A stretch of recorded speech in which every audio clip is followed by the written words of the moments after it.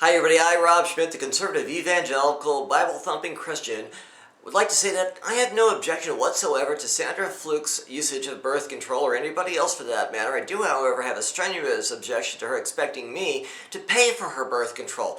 I mean, for crying out loud, she is a third-year law student at one of the most prestigious law schools in the nation, and it would seem to me that if she has to spend $3,000 on birth control every year, if she can afford Georgetown law, then she should be able to afford her own birth control. Other than that, then she may have to make a decision between her sex life or Georgetown law. And I'm speaking as somebody who has a bachelor's degree from a very respected University of Purdue, who I'll admit I could not get into the law school of my choice. I couldn't do that well on the LSAT.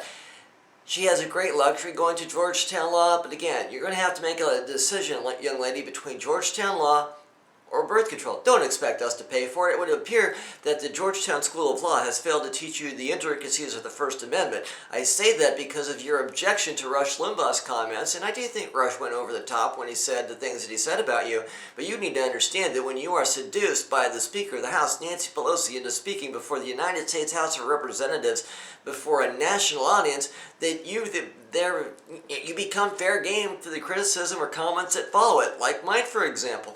And even though Rush Limbaugh was a little over the top with what he said, you need to understand that when you say you're spending $3,000 a year on birth control, you're also telling us that your sex drive, your hormones are going so out of control that you need to have a lot of sex. Because if you're not having a lot of sex, if you don't have a healthy sex drive, why do you need the birth control?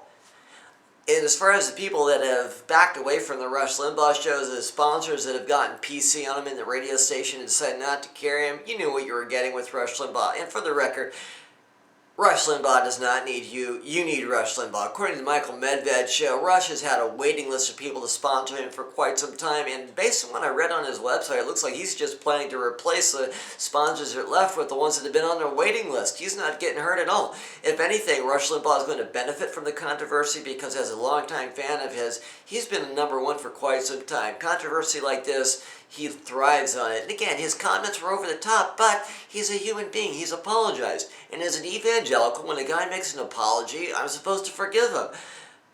As a matter of fact, that's what Catholicism, I thought Catholicism was teaching Sandra Fluke. Miss Fluke, if you get this email, if you get this video, I'd love to hear your thoughts on it. I'd love to hear the thoughts of everybody, so please share your thoughts with me in the YouTube message center. Again, I don't care if she uses birth control. I just don't want to pay for it. And may God be with you all in 2012.